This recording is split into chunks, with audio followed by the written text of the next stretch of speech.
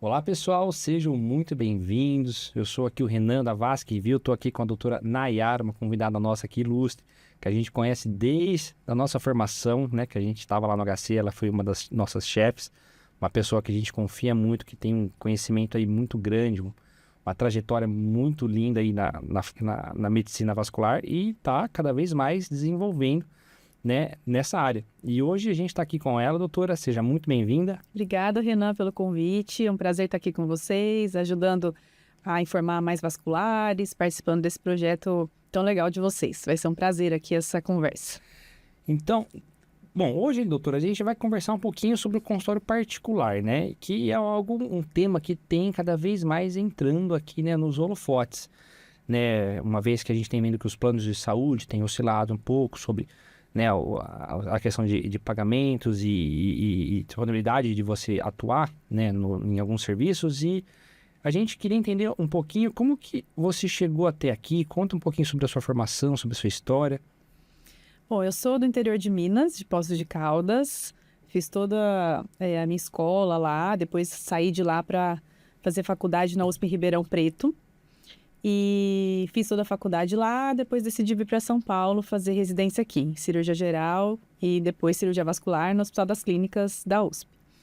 E eu sempre tive uma inquietação de sempre fazer coisas diferentes, sempre tive a cabeça muito aberta para inovar e sair fora da caixa mesmo, sempre fazer o melhor. Então eu terminei a residência, quis ir para fora do país. Então eu fui para Cleveland, consegui um Research Fellow lá por 1 ano, que realmente foi muito difícil conseguir esse Fellow, porque eu não tive ajuda, assim, de nenhuma intervenção ao meu favor, né? Tive que ir atrás mesmo. E eu escolhi Cleveland porque era um dos maiores serviços do mundo de cirurgia vascular e endovascular, e por muita insistência eu consegui ser aceita lá. Então eu saí da residência, comecei, na verdade, meu doutorado ainda no HC, fiz doutorado de sanduíche justamente para fazer essa conexão do doutorado aqui com lá e conseguir a bolsa, para eu ter 1 ano lá, bolsista. Então, eu fui para Cleveland, fiz 1 ano de Research Fellow, fiz muitas conexões, muito networking, aprendi muito endovascular, vascular, indicações e fiz muita pesquisa também, claro. E isso acabou abrindo umas portas para mim, para eu voltar para lá, depois de 1 ano, para fazer o Clinical Fellow, que era realmente para você entrar em campo, fazer cirurgias, aprender muito, e para isso eu precisei fazer os STEPS, né? Então eu fiz a revalidação do diploma nesse ano mesmo que eu estava de research lá, fiz os STEPS e depois eu voltei para fazer o Clinical Fellow. E aí eu acredito que esse Clinical Fellow lá na Cleveland Clinic foi um dos maiores upgrades técnicos da minha carreira, porque em um período de 3 meses e meio eu entrei em quase 200 cirurgias, salas híbridas em paralelo e de todos os graus de complexidade, desde o endolaser de safena, que na época eu ainda não tinha tanta experiência, até aneurismas complexos, tóraco-abdominais, enfim. Então foi muito bom para a minha carreira.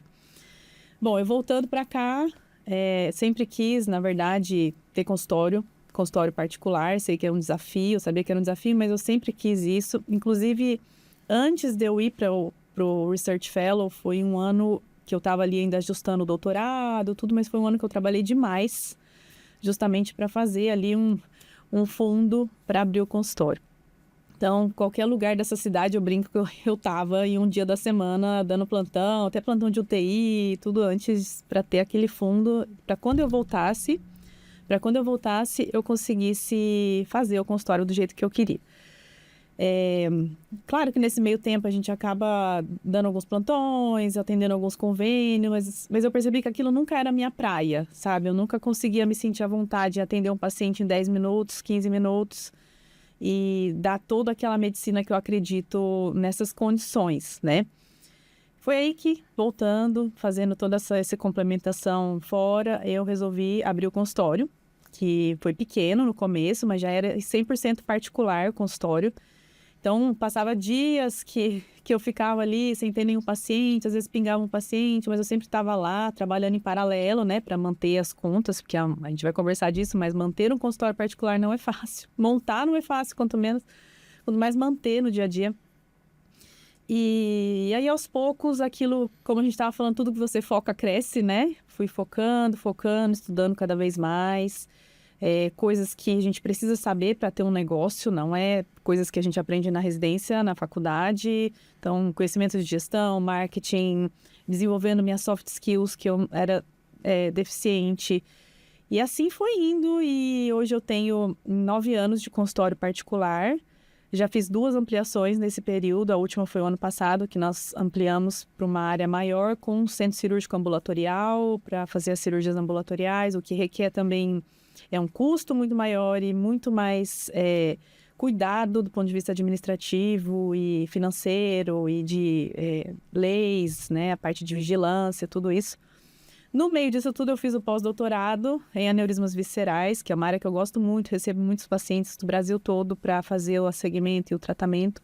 Muitos cursos relacionados à gestão. Terminei agora um MBA de 1 ano em gestão de consultórios. Já tinha feito um outro na GV, menorzinho. E é isso, e a gente está aí cada vez mais aprendendo e nada nunca tá bom que não possa melhorar. Na verdade, então, você já teve a visão lá atrás de que esse seria o caminho, né? Você teve um sentimento, fala assim, não, aqui vai ser mais ou menos o meu caminho. O que eu acho interessante é porque muitas pessoas têm, às vezes, a impressão de que é uma coisa que ou acontece ou não acontece. E, na verdade, é um processo que vai se construindo com o tempo, né? Então, assim, hoje com as questões de mídias sociais, a gente vê pessoas com consultórios grandes, né, bonitos, montados, e a gente fala, pô, se eu não tiver isso, não vai ser possível fazer. Mas, na verdade, isso foi uma construção que você foi fazendo, né? Sim, assim, tem 2 tipos de pessoas. Tem os herdeiros e os não herdeiros, né? Eu me encaixo no segundo grupo. 2. Certo? Então, a gente, nada cai do céu. A coisa não vai começar grande de cara. A gente tem que começar pequeno. Porque senão você dá um passo maior que a perna e aí você quebra, né? Então, é claro que você tem que começar. Muitas vezes eu brinco, a gente põe o pé e Deus põe o chão. Porque tem que ter a coragem para fazer, não é fácil mesmo. Mas você tem que começar pequeno e aos pouquinhos você vai aumentando. Então, se você vê nas mídias sociais aqueles consultórios enormes e a pessoa realmente lutou, ela passou por uma trajetória muito intensa para chegar ali. E o que eu sempre falo, assim, para os meus mentorados, meus alunos que querem seguir por esse caminho, que, assim, você faz e melhora, continua e melhora. Nunca queira uma coisa pronta de uma vez só. Isso é para qualquer coisa, porque senão você não sai do lugar. Você olha aquilo, paralisa, fala, não, isso não dá para mim. Eu acho que para decidir se é para você ou não ter um consultório particular é uma questão de perfil. Primeira coisa, porque quem vê de fora acha que ter consultório particular é muito fácil. É ótimo, cobra mais caro, atende mais tempo, tem um maior ticket, mais tempo livre, mas na verdade a gente tem que estar disposto para tudo que vem do lado disso, né? Então, é aprender gestão, é lidar com pessoas, é desenvolver liderança, é trabalhar em horas que você não está de folga, final de semana, de noite, traçar estratégias, é fazer curso, é lidar com uma coisa que acontece muitas vezes em consultório particular, que é a oscilação. Então, oscila aquele número de pacientes, sobe de novo, aí sobe, só que as suas contas não oscilam. Então, tem que ter esse outro lado ali, tem que saber se está disposto para ir para isso, porque não é simplesmente querer. Precisa ter uma maturidade emocional, precisa ter alguma coisa para poder suportar, né? E eu acho que você tem que ter aquela visão lá na frente. Tipo assim, você vai construir para você chegar em até certo ponto. E não achar que você vai começar sentando na janelinha, que vai te render muitas coisas, né? É isso, tem que aprender que é trabalho duro, nada cai do céu, mas se você quer fazer consultório particular, comece desde cedo, já 100% particular, assim como eu fiz. Então, você acha que a melhor forma é já começar o particular? É começar o particular. Se você quer atender, claro, no começo é muito difícil ter agenda cheia, então trabalhe em outros lugares de outras formas. Mas no seu consultório vai ser particular desde o começo. Porque é muito difícil depois você fazer a transição de convênio para particular. Muito difícil. É como se você estivesse começando ali do zero de novo. Você tem muito mais trabalho. Então, na minha visão, se a pessoa tem o perfil de consultório particular, não gosta do volume e tem esse estômago ali da espera, da paciência, da oscilação, vá por esse caminho e, em paralelo, você vai correndo para pagar as contas até que aquilo vire. Mas isso que você falou é interessante porque você precisa ter algumas... Hoje em dia o termo técnico é soft skills, né? Você precisa ter algumas particularidades pessoais, algumas habilidades pessoais para você conseguir desenvolvendo isso, né? Quais são as principais, assim, para quem vai fazer um consultório particular na sua visão? Nossa, essa é uma ótima pergunta. É uma das coisas que eu sempre falo. Então, a gente tem... O que são soft skills, né? Essa é uma palavra bonita, mas tem muita gente que nem sabe o que significa. São habilidades comportamentais. Então, a gente na residência, na faculdade, a gente tem muitas habilidades técnicas, né? A gente aprende muita coisa, a gente aprende tecnicamente o que fazer, o que não fazer. Só que as habilidades comportamentais ficam para trás, a gente não trabalha isso. A não ser que a gente vá ativamente ou tenha aquele dom já que é raro, né? E aí você vê, às vezes, vários colegas que são muito bons tecnicamente não decolando na carreira, justamente porque eles não desenvolvem as soft skills dele. Então, as soft skills tem várias. Tem desde liderança, comunicação, organização de tempo, tem uma série delas. E a que eu considero mais importante de todas, assim, disparado, que se tiver que começar a desenvolver em algum momento, é a comunicação. E eu não estou dizendo a comunicação de fazer vídeo, não só, claro que isso ajuda muito. Mas a comunicação de saber falar, de saber se expressar com seus pacientes, com seus pares, com sua secretária, com seus colegas médicos. Porque se você não sabe se expressar, a sua confiança vai cair, a confiança das pessoas em você vai cair e você não consegue desenvolver. Então, existem vários cursos de comunicação, existem cursos de oratória, que já é um outro nível, né, Mas eu acho que se eu pudesse deixar uma dica aqui, e não é impossível, né? Se você começa lá atrás falando, eu sou tímido, eu não sei falar direito, eu falo para dentro. Mas dá para desenvolver, dá para fazer um monte de coisa para poder você conseguir falar melhor. Exatamente. A organização também é um ponto interessante, né, que você falou, né? Porque muitas vezes a gente sai, às vezes, formado, né, com pressa de querer ganhar dinheiro, de trabalhar, mas você precisa conseguir organizar o seu tempo e conciliar, né? Eu acho que uma das principais dificuldades seria a organização com a vida pessoal, né? Por exemplo, eu tô com um filho agora, de 1 ano e 9 meses, e eu tô com minha esposa grávida de uma menininha agora, né? Então, assim, eu vejo tanto que é difícil você conciliar o pessoal com o trabalho, né? Quais são, assim, como é que foi esse começo seu, assim, como é que você conseguiu organizar isso, financeiramente também falando? Bom, uma das coisas que me fez ir por esse caminho do consultório particular é justamente a flexibilidade. É muito diferente você ter a sua própria agenda para você lidar do que você ter que lidar com a agenda de outra pessoa, de um hospital, de um convênio, tal, que você fica à mercê daquilo. Então, ter o seu próprio consultório, a gente consegue, com certeza, ter muito mais flexibilidade. A gente consegue bloquear a agenda quando precisa, abrir a agenda quando precisa. Então, isso é um dos pontos. Para mim, eu acabei trabalhando muito, muito, muito, na verdade, até hoje. Eu tenho uma filha, né? Hoje ela está com 5 anos. Na época que eu fiquei grávida, tive uma certa dificuldade no sentido das cirurgias endovasculares, que eu não podia entrar, né? Então, tive ali alguns pacientes eu tive que passar para colegas, ou alguns podiam me esperar voltar, então teve isso. E depois que ela nasceu, foi justamente no Covid. Então, acabou que eu não tive o Covid deu uma certa diminuída ali no ritmo das coisas, e então não tive tanto problema assim no início do nascimento dela, porque logo depois as coisas já vão se acertando e você vai tendo rede de apoio e tal para poder ajudar. Não acho que ter filhos, né?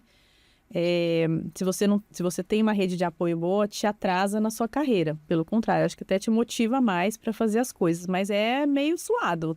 Às vezes tem que desequilibrar um pouquinho a família para poder focar ali numa coisa mais de gestão. Outro dia não, hoje eu vou deixar um pouco mais para a família. Mas de fato esse é um grande desafio. Para mim, final de semana, às vezes eu tenho um monte de coisa para resolver da clínica e eu fico ali dividida, preciso deixar um tempo para minha filha, para meu marido.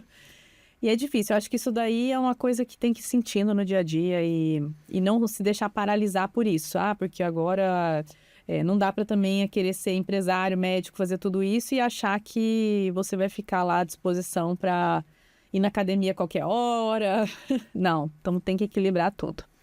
Além dessa, você percebeu alguma dificuldade, assim, grande no caminho? Como é que você lidou com essas dificuldades? Da pessoal, parte pessoal? Parte pessoal, no geral, assim, na construção do consultório.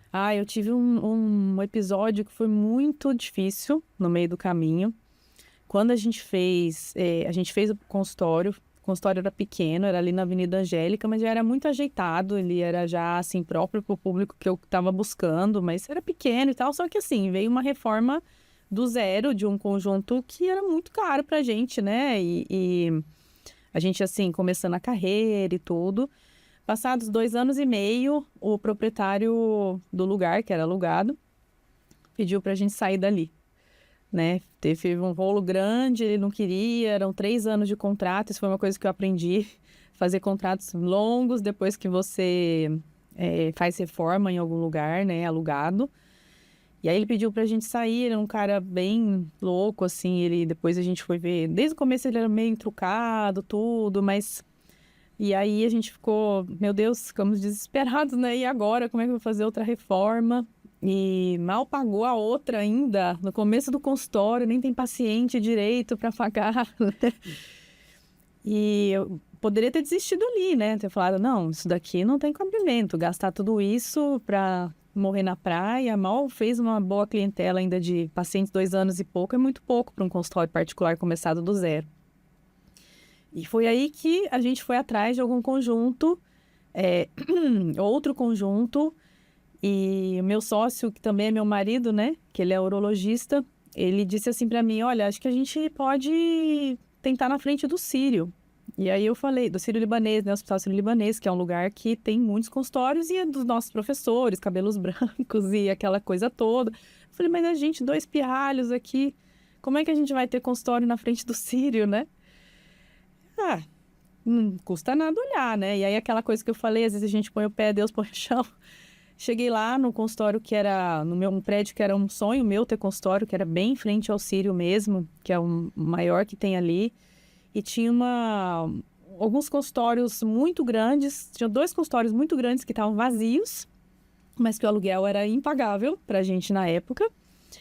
E aí o rapaz que administrava lá falou pra mim, é só isso, não tem mais nenhuma opção. Daí eu passando assim pelo elevador, eu vi um conjuntinho assim, com umas pessoas embalando umas caixas. Eu falei, mas o que é isso daqui? E esse aqui? Não, esse aí, não sei.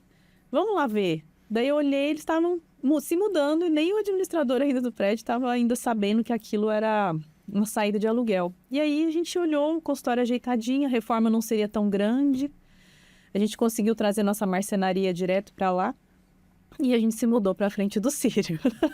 Então a gente era os mais novos ali e aí dali a gente ficou 5 anos e foi o ano passado quando surgiu um outro conjunto no mesmo prédio, 2 conjuntos juntos que a gente já precisava ampliar e a gente fez outra reforma e ampliamos. Que bacana. Essa questão do contrato, você diz para quebra de contrato, né? Ou não? Tipo assim... Porque, teoricamente, em qualquer momento, o dono pode pedir a sala, né? Mas, se você tem um contrato longo, ele tem que pagar para você, caso aconteça isso, não é? Mas dava para terminar nosso contrato, eram 3 anos de contrato. Então, com 2 anos e meio, ele já avisou, olha, quando der 3 anos, vocês vão ter que sair daqui, né? E aí, eles falam, tem 2 opções. Ou ele faz isso, ele quer vender o conjunto, e aí ele te oferece a compra. Aí você pode dizer sim ou não. Ou ele pode alegar que é para uso próprio, que foi o que ele fez. Ele alegou que era para uso próprio e queria alugar por um valor muito maior devido às benfeitorias que a gente tinha feito lá. Então, foi bem difícil para a gente nessa época. Nossa Senhora. E aí, voltando agora para a questão da gestão do consultório, doutora. É muito trabalho extra. Então, não é só a gente pensar naquela questão de, poxa, agora eu vou pegar o meu conhecimento vascular e vou aplicar no paciente que está aqui, né? Você vai ter que trabalhar com muitas outras coisas, como gestão, administração, parte financeira. Como é que... quais são as principais, assim, que seguindo uma sequência cronológica, assim, do começo do consultório até quando o consultório está um pouco mais desenvolvido? Em termos de afazeres. Por exemplo, vou conhecer o consultório agora, eu vou contratar uma secretária. Então, eu vou começar a estudar agora uma gestão para a secretária, um pouquinho de marketing, no caso. parte financeira é você que faz? Você tem uma equipe que faz para você? Como é que seria? É tudo junto, na verdade. Você abre a porta ali e aí você já tem que pensar como é que você vai treinar a sua secretária, como é que você vai fazer o fluxo do seu paciente, quais são os processos que ele vai passar, qual vai ser a parte, como que você vai lidar com a parte financeira. Então, você começa aos poucos. Então, começa com uma secretária treinando a atender o WhatsApp, porque se o WhatsApp não tá bom, não adianta, o paciente não vai viver nada disso que você está oferecendo, né? Então, uma ligação, WhatsApp. Então, acho que a gestão de pessoas, a parte de treinamento é uma das principais, é uma das primeiras e principais.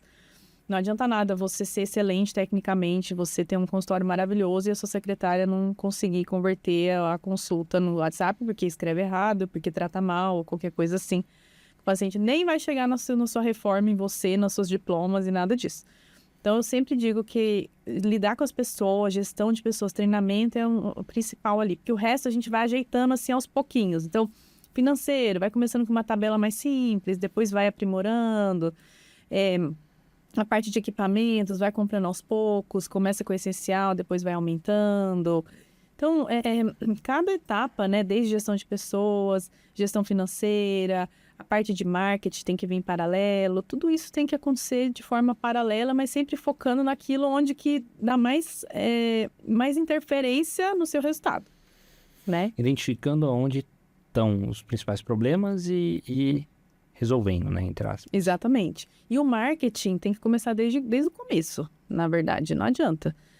Foi-se a época que o médico recebia o paciente porque tinha muitos diplomas na parede. Essa época existiu, tem vários professores que cresceram muito, nossos, né, que surfaram naquela onda. Então, porque a concorrência era menor, porque era difícil entrar tinha pouquíssimas faculdades, tudo isso junto. Hoje em dia não adianta só isso, você tem que ser muito bom, isso é ponto número 1 fundamental, senão você vira paciente de primeira consulta, igual você vê no Instagram, pessoas fazem maior auê, quando o paciente vai lá nunca mais volta, né, porque você não é bom, você não oferece a técnica que você precisa, então esse é o ponto fundamental. Só que você precisa aparecer, você precisa proporcionar uma experiência de excelência para o paciente em todos os pontos da jornada, não só na sua consulta. Então, tudo isso faz parte. E o marketing, seja offline ou online, ele é essencial para tudo isso. Então, offline, você vai ter que fazer networking com seus colegas de outras especialidades, os seus próprios colegas também vasculares que não fazem o que você faz. E online não adianta, tem que aparecer no Instagram, tem que aparecer, tem que gravar vídeo, tem que ter um site institucional bem feito, compatível com o público-alvo que você quer atender. Hoje em dia, o marketing online que você faz, você tem uma equipe que faz para você ou é você que faz pessoalmente o seu? Você faz as gravações, as edições e os impulsionamentos ou você tem uma empresa própria disso que te auxilia? Eu não tenho empresa, já tive algumas empresas, não gostei de nenhuma. Nunca deu para deixar na mão de nenhuma empresa 100%, acho que não existe isso. O conteúdo médico precisa ser muito... por mais simples que você passe, precisa ter o fundo correto ali, né? Então, eu já tive de tudo. Já tive empresa, já tive só editor de vídeo. Hoje em dia, eu tenho um grupo que me ajuda, mas é tudo separado. Então, me ajuda conforme eu preciso. Por exemplo, tem a social media, que eventualmente me ajuda nos textos. Hoje em dia, com a inteligência artificial, isso facilitou demais. Eu estou cada vez precisando menos, né? Tem o editor de vídeo para vídeos maiores, vídeos do YouTube que são um pouco mais elaborados, daí ele edita para mim. Quando é Reels, coisas mais simples, eu mesmo edito, muito simples de editar, fica bom, não precisa de muita coisa para você. Inclusive, isso até no Instagram eu percebo isso, quando você faz muito elaborado, você até distancia um pouco do público, é legal a pessoa sentir você mais próxima. Então, tem algumas pessoas pontuais que vão me ajudando. Tem uma pessoa que faz as minhas artes, tem uma pessoa que faz a gestão de tráfego, seja do Meta Ads, seja do Google Ads. Mas eu vejo tudo o que está acontecendo, então eu não consigo deixar na mão de ninguém, porque já deu errado. Entendi. E você acompanha os resultados de cada parte? Com certeza. E hoje, o que você acha que tem mais trazido resultado? Assim, o pessoal fala muito mais do Google, por exemplo, mas na sua experiência, de onde que está vindo mais? Eu acompanho os resultados. Tudo que a gente faz, se a gente não acompanha os resultados, a gente não sabe como agir, a gente não tem estratégia. Então, tudo que a gente não mede, a gente não gerencia, né? Então, eu vejo as métricas, com certeza, semanalmente eu vejo as métricas do Ads, do Meta e do Google Ads. Então, a minha gestora de tráfego me manda isso, a gente analisa, vê as estratégias para a próxima semana. Tanto as métricas do YouTube também. Então, a gente analisa tudo justamente para conseguir fazer isso. O Google Ads, ou o próprio Google Orgânico, né? Ele vem o paciente já muito mais fundo de funil, né? Ele está ali já pronto para compra. Ele já procura muito especificamente aquele serviço. Diferente do Instagram, né? Instagram, a pessoa está passando por ali e aí pode ser que ele se interesse por aquilo. Tanto que a gente tem que fazer no Instagram conteúdos pegando tanto aquele muito frio quanto aquele muito quente. Mas, assim, o Google Ads, ele dá resultado, só que cada vez com mais concorrência e mais verba que você precisa colocar. Então, a gente não pode depender só do Google Ads. Não dá para depender só do Google Ads. Então, a gente precisa deixar o Google Ads como uma parte ali, mas não pode o consultório depender essencialmente dele, senão daqui a pouco ele vai virar... Você vai precisar pôr muito dinheiro no Google Ads e acaba que vai sair ali no 0 a 0 até sair prejuízo, né? Então, Google Ads, fazer um site institucional que tenha um orgânico bom, né? Ter bastante artigos. Aparecer no Instagram, fazer o quê? Isso dá trabalho, mas precisa, né? Fazer vídeos. E trabalhar o público interno. Então, pacientes que já são seus pacientes, chamar para reativação, fazer campanhas, enfim. Então, a gente tem que trabalhar em cada parcerias com algumas empresas, isso é uma coisa que pode acontecer, palestras, se expor, né, fazer... Então, tudo isso ajuda. Lá no meu consultório, na minha clínica, eu entendo que, assim, a gente já fez algumas métricas há alguns anos, 50% vem de indicação, mas isso é porque também eu já tenho aí uns anos, né, na estrada, 50% vem de indicação, seja de outros pacientes, seja de outros colegas médicos. E o restante é bem dividido entre Instagram, Google Ads e YouTube, né, principalmente isso. Interessante, interessante. Doutora, e partindo agora para a questão estrutural e física do consultório, né? Aqui a gente já começaria, entre aspas, produzir uma flebosuite, né, no caso, além da parte do escritório, né? Da sua mesa e tal, você vai começar a construir e comprar equipamentos, né? Quais são os equipamentos, a sequência que você sugere? Isso é uma pergunta muito boa, né? E depende muito da realidade de cada um. O que eu fiz, eu não oriento vocês fazerem, na verdade, né? Porque eu não comprei o que eu acho que todo mundo tem que comprar primeiro, que é o ultrassom. O ultrassom, ele é um dos principais equipamentos que revertem o valor muito mais rápido. Ele se paga muito mais rápido do que qualquer outro equipamento ali, né? E eu acabei não fazendo isso porque na época que eu estava nos Estados Unidos, eu tinha mais fácil, um valor melhor, o Acuvém, né? Que aqui no Brasil era muito caro, então eu acabei trazendo de lá. Então eu tive a realidade aumentada antes do ultrassom. Então não é para fazer isso. Mas eu diria que seria o ultrassom, claro, pensando que a gente já tem o básico, né? A maca, Isso. já tem o palco, né? Para o paciente subir, para ser examinado de pé direitinho, ou uma escadinha, aquelas de... Então, na sequência, um ultrassom. Na sequência, você já pensa em algo para amenizar a dor, né? Então, um resfriador de pele, por exemplo, que não é tão caro, né? Diferente de outras coisas. Aí, na sequência, você já pensa em coisas que vão aumentar a sua precisão. Então, uma lente, uma lupa de aumento, a própria realidade aumentada. Depois, nisso, você já pode ir pensando em comprar um laser em algum momento. Nesse momento, vai alugando laser, né? Dá para alugar muito fácil. Aqui em São Paulo, dá para alugar muito fácil. Tem algumas regiões do interior também, se for possível alugar, né?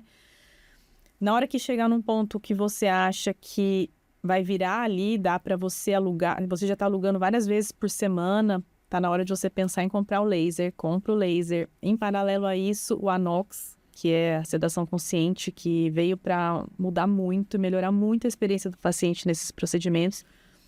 E aí, depois disso, pensando numa cirurgia ambulatorial, aí você precisa ter, né, a parte, o foco cirúrgico, a parte de autoclave, monitorização, tudo que envolve ali a parte cirúrgica. E, por último, o laser endovenoso, se for o caso, que também é outra coisa que é muito... Aqui em São Paulo, por exemplo, é muito fácil. Você compra a fibra, eles levam o material. Então, é até de se pensar se vale a pena, depende muito do volume. E a gente está falando aí de valores partindo de quanto, mais ou menos, para cada equipamento? Ah, depende, ó. Uma maca elétrica, por exemplo, está por volta de uns R$18.000. Um resfriador de pele, acredito que deva estar por volta de uns 12 mil, mais ou menos. Um aparelho de realidade aumentada aqui no Brasil deve estar por volta de uns 60 mil. Ultrassom por volta de uns 100 mil. Tô chutando assim, né? Um laser transdérmico, uma plataforma etérea, por exemplo, por volta de uns 200 mil. O anox, entre máscaras, corrugados e cilindros, por volta de uns 20 e poucos mil, né? O endolaser, o aparelho de endolaser deve estar por volta de uns 120 mil. Então, assim, são ordens grandes aí. Então, tem que ir devagar, né? A gente vai comprando. Eu fui comprando um a um, aos poucos, devagarzinho. À medida que aquele se pagava, vinha o próximo. Ia alugando o que precisava. Até ultrassom eu cheguei a alugar um tempo, né? Interessante. Mas, senão, você não consegue. Você tem que... Porque, às vezes, o que acontece? Às vezes, a gente vai comprando as coisas sem fazer conta. Na emoção, né? Fala, não, porque é isso. Às vezes você tem que fazer isso mesmo, sabe? Tem coisa que você fala, não, eu preciso comprar na emoção. Mas tem que fazer conta, tem que falar, isso aqui cabe no meu custo fixo, essa parcela vai caber no meu custo fixo com o que eu tenho hoje de produtividade. Tem que fazer as contas. Hoje em dia, os pacientes que vão no consultório, mesmo que tenham planos, eles fazem por reembolso, né? Ainda, né? No caso, eles pagam a consulta e você emite a nota. Isso. Tem funcionado dessa forma agora.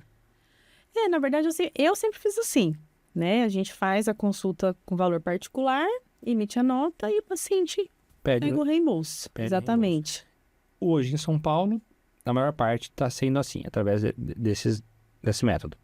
Assim, eu vejo colegas fazendo ainda consultas por valor de reembolso. Vejo colegas fazendo, ainda sendo muito credenciados a convênios. E colegas que fazem assim também, que é o jeito mais prático e também mais difícil, né? Porque é realmente o paciente particular que, independente do reembolso dele, ele vai pagar a sua consulta, né? Então, pode ter um reembolso de 100%, 50%, 20%, às vezes nem reembolso tem, né? Então, mas esse é o consultório particular verdadeiro, vamos dizer assim, né? O paciente, ele vai pagar o valor que você está cobrando pela sua consulta. Entende?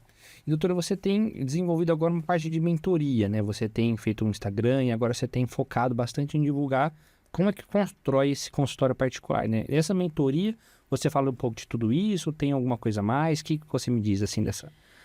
Isso é uma coisa muito legal e que eu gosto muito de ensinar, né? Sempre gostei de passar o conhecimento e tal. E aí eu pensei, gente, eu queria ter tido uma mentoria lá atrás, quando eu comecei, a mentoria que eu dou hoje, né? Porque teria cortado tantas etapas de dificuldade se eu soubesse algumas coisas que eu fui aprendendo ao longo desses anos, com tantos cursos, com tanta cabeçada também, né? Então, eu resolvi montar as mentorias.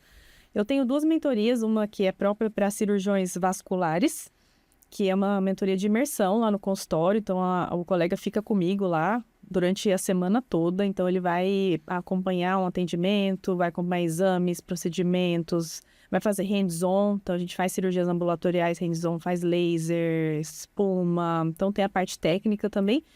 Mas vai acompanhar todos os bastidores. Então, gestão, como que a gente faz o controle financeiro, como que a gente treina a secretária, como que a gente faz o marketing, as métricas, a parte regulatória, por que tem aquela planta naquele lugar, por que a parede é dessa cor, o que isso tem por trás. Então, a gente faz também um raio-x de carreira daquela pessoa, onde ela está, onde ela quer chegar e o que a gente precisa fazer para melhorar, né? Então... recentemente eu tive uma mentorada que ainda dava um plantão noturno e o plantão dela estava atrapalhando, era nítido que estava atrapalhando o consultório particular dela, né? Só que ela não estava enxergando aquilo, assim, a gente precisou pôr as contas na mesa, mostrar tudo. No dia seguinte ela voltou para outro dia, ela falou, vou pensar nisso, quem sabe daqui um mês, 2 meses. No dia seguinte ela tinha falado que tinha ligado para a gestora lá e já tinha saído do plantão. Então, assim, dá uma abertura na cabeça muito legal. A gente se diverte bem, é bem intenso. E eu tenho a mentoria para outras especialidades vasculares também, que é uma mentoria própria para construção e do consultório. Construção no sentido de quem está começando do zero, quem quer migrar para o consultório particular, melhorar o consultório particular, que a gente pega todas as áreas do consultório da pessoa mesmo, gestão, toda a parte de gestão, na verdade, parte de marketing, ajuda a treinar secretárias, então dá dicas, né, de como fazer, mede as métricas, a gente fala, vamos fazer isso esse mês, implementa, depois a gente mede, vê o que funcionou, vai de novo, chegar no final, 1 ano de duração, chegar no final do ano a gente ter um consultório aí já mais sólido e estabelecido. Bacana, bacana. Tem mais alguma dica que você queira dar para quem está ouvindo, para quem está começando, para quem tem um desejo, mas ainda não teve a coragem de começar um consultório particular? Coragem tem que ter, né? Primeira coisa que a gente precisa ter para tomar algumas decisões. E eu acredito que se é o seu perfil de ter um consultório particular, que tem pessoas que não têm o perfil, tá tudo bem, né? Vai ter outra vida aí. Mas se é o perfil, comece devagar, né? Comece e melhore. Continue e melhore. Eventualmente comece alugando uma sala de um consultório particular ou um coworking, né? Algo nesse sentido de uma clínica que tenha o perfil de paciente que você quer atender, que tenha a estrutura. Não adianta você querer atender paciente particular e estar numa estrutura que não comporta aquilo. Então, comece devagar, aos pouquinhos vai destinando uma parte da verba para fazer o seu consultório, tenha as planilhas, faça a mentoria para poder a coisa começar mais sólida, mais fácil e mais saudável. Concordo plenamente. Pessoal, muito obrigado pela atenção de vocês. A gente está aqui com a doutora Nayara. Inclusive, vai ter a segunda parte agora da nossa conversa, que a gente vai falar um pouquinho sobre aneurismas aqui, né, no próximo episódio. Obrigada, Renan. Um grande abraço, pessoal. Até mais.